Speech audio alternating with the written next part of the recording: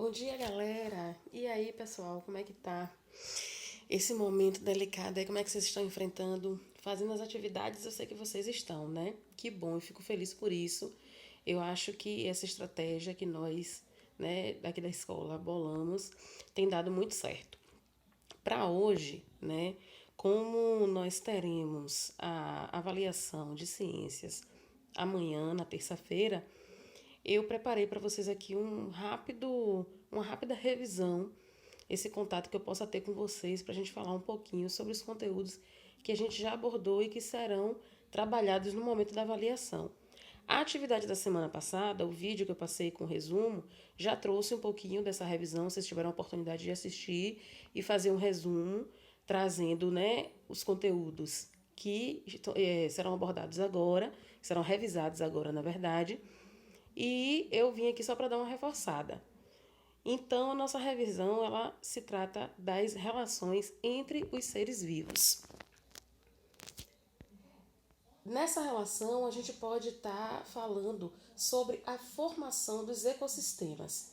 Né? O que são os ecossistemas? O ecossistema é um meio, né? É uma relação aonde você pode abordar, onde você pode abranger os seres vivos que ali convivem e como é o ambiente, né? Se é um ambiente com bastante planta, se é um ambiente mais seco, se é um ambiente quente, se é um ambiente frio, se é um ambiente aquático, se é um ambiente terrestre.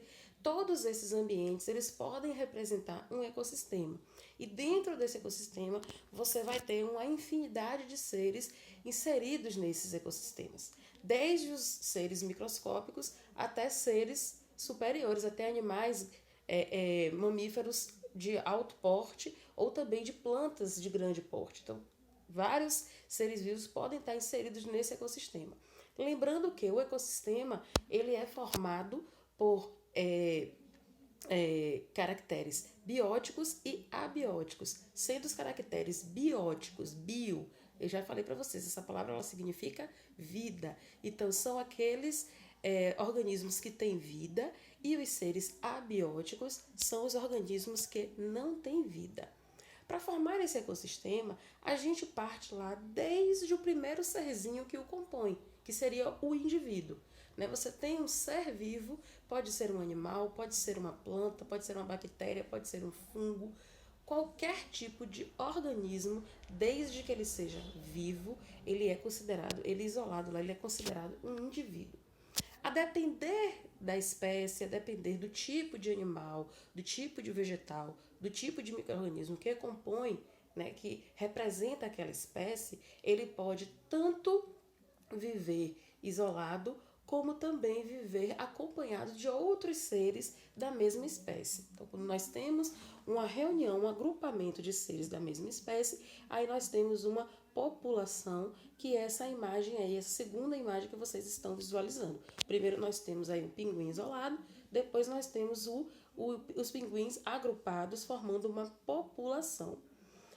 Essa população, né, junto com outros seres vivos que compõem, que sobrevivem, que habitam aquele mesmo ecossistema, aquele mesmo ambiente, aí você tem uma comunidade. O que seria essa comunidade? Seria a relação entre diversos seres vivos, dividindo o mesmo espaço, dividindo o mesmo ambiente, dividindo o mesmo ecossistema. Dentro dessa perspectiva, dessa característica de relação dos seres vivos, nós temos aí o nicho ecológico e o habitat. A diferença entre os dois é que o habitat é o espaço, é o local onde esse ser vivo habita, onde ele vive, onde ele consegue sobreviver.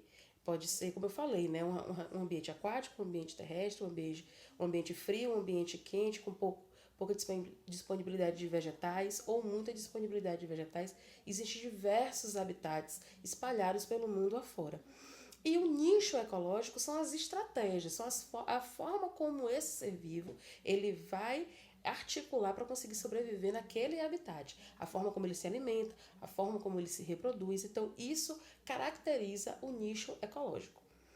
Bem, é bom lembrar que os ecossistemas eles podem ser afetados e podem ser alterados mediante alguns acontecimentos que podem ser de caráter natural, alguns fenômenos da natureza, uma tempestade, um terremoto, um maremoto, ele pode alterar o ecossistema, e também ações do homem, que é chamado de ações antrópicas. Elas também podem criar certos impactos e alterar muitos ecossistemas que existem por aí. Por exemplo, as queimadas, ela pode destruir algum tipo de ecossistema, ok?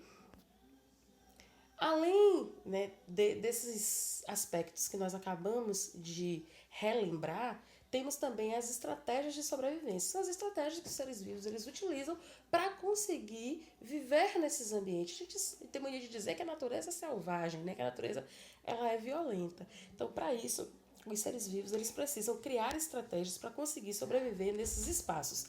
Para isso, essas estratégias elas podem ser enquadradas dentro do mimetismo, é uma delas, como vocês estão vendo aí no primeiro quadrinho, onde nós temos duas cobras que são parecidas, porém não são da mesma espécie. Temos aí a cobra coral e a falsa coral, sendo que a cobra coral ela é venenosa e a falsa coral ela se vale desse seu aspecto para poder afugentar predadores, porque ela se assemelha com esta cobra coral verdadeira que é venenosa. No segundo nós temos a camuflagem, temos aí um tipo de réptil, um tipo de lagarto, né, que está se parecendo, se assimilando com essas folhas secas. Dessa forma ele consegue também afugentar predadores que não conseguem perceber ele naquele ambiente. E temos também animais que fazem a produção de substâncias tóxicas, como é o caso de alguns tipos de serpentes, alguns tipos de sapos e outros variados que utilizam essas substâncias tóxicas, né, que também são chamadas de venenos para poder se proteger. Ok? Temos também outras estratégias de sobrevivência, como por exemplo a questão da reprodução, que é uma forma de manter as espécies de seres vivos disseminadas pelo meio ambiente. Temos também a manutenção de temperatura, tanto para animais que vivem em ambiente quente, como para animais que vivem em ambientes frios. Além dessas estratégias, existem também as relações entre os seres vivos.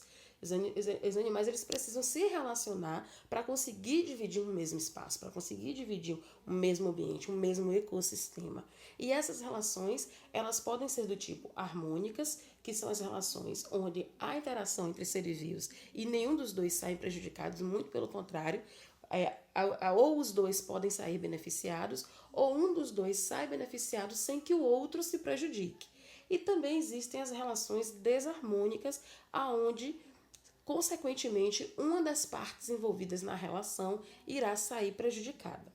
Temos diversas, mas aí como exemplo de relações harmônicas, eu trouxe para vocês o mutualismo, né, que é uma relação que existe entre um fungo que ele beneficia um tipo de vegetal.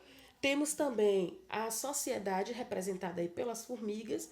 As formigas, as abelhas, as vespas, elas vivem em sociedade, onde cada categoria de formiga ela tem uma função dentro do formigueiro.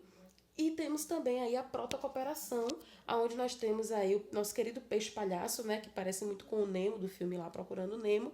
A gente vê aquilo no filme e eu disse para vocês que aquela relação do filme ela é verdadeira. Aquilo ali não é só ficção, é de verdade, acontece na natureza, aonde o peixe palhaço ele utiliza as anêmonas para poder se protegerem. As anêmonas elas liberam substância que são urticante, que afugentam predadores do peixe. Em contrapartida, o peixe ele meio que limpa ali o ambiente para que elas consigam sobreviver por mais tempo, ok? E como exemplo de relações desarmônicas, eu trouxe aí o predatismo, onde vocês estão vendo aí a onça atacando um outro tipo de mamífero para poder se alimentar, é a predação, o predatismo, e também o parasitismo, é o caso do carrapato. O carrapato ele tanto pode se grudar na pele de seres humanos, de mamíferos, cachorro, cavalo, bovinos, e dessa forma, grudados ali na pele, eles parasitam, ou seja, eles ficam grudados ali no tecido e ficam se alimentando do sangue desses seres aonde eles parasitam, e ali eles ficam, se não forem descobertos, eles ficam ali até morrer. Então, nesse caso aí, né, muitos deles acabam provocando doenças nos seres que eles parasitam, prejudicando esses seres vivos, ok? Então, esse foi um pouquinho foi uma pincelada bem rápida do que a gente trabalhou até aqui. E agora, né, como vocês estão vendo aí no slide, como forma de reforçar essa revisão, vocês podem fazer as atividades na página do módulo 24 e 25. E aí, até o final da aula, eu espero esse retorno com fotografias de tudo que vocês conseguiram produzir. Aproveitar esse momento de aula que já dá uma revisada, já dá uma estudada para a prova, que vai ser amanhã, viu? Um beijo para vocês e fico aí aguardando as fotografias dessas atividades. E estou aqui no grupo para qualquer dúvida, para esclarecimento de qualquer dúvida, ok? Um cheiro para vocês e até!